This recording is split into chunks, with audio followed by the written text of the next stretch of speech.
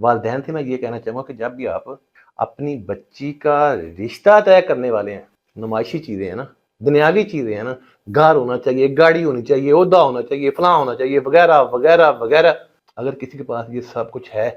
लेकिन वो इंसान नहीं है, हैवान है, दरिंदा है, तो फिर आप फरीदा अदा नहीं कर रहे, आप खाना पूरी कर रहे हैं। तो खुदारा जब भी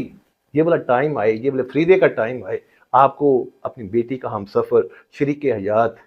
उसकी तलाश है, तो सबसे पहले इंसान को तलाश कीजिएगा। बाकी ये जो रिज़्क है ना, ओहदे हैं, दौलत है, फलां है, ये आनी जानी चीज़ है। अगर आपकी बेटी के नसीबों के अंदर ये चीज़ें लिखी हुई है ना, तो अल्लाह ताला की ज़ात उसको लाजमी अता करेगी। और अगर आपकी बेटी जो है उसकी किस्मत में ये वाली चीज़ें नहीं है, अल्लाह ताला की ज़ात ने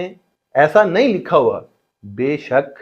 आपकी बेटी जब तक उस घर में नहीं जाती, वहाँ पे ये सारी की सारी दुनियावी चीज़ें जो होती हैं, दुनियावी सहूलतें जो होती हैं, वो हो सकती हैं। और जैसे ही आपकी बेटी जो है वो उस घर के अंदर कदम रखती है, वो कोई भी बहाना, कोई भी हादसा, कोई भी वाक़या ऐसा पेश आता है कि वो सारी की सारी चीज़ें जो हैं वो फ़ना हो जाती हैं।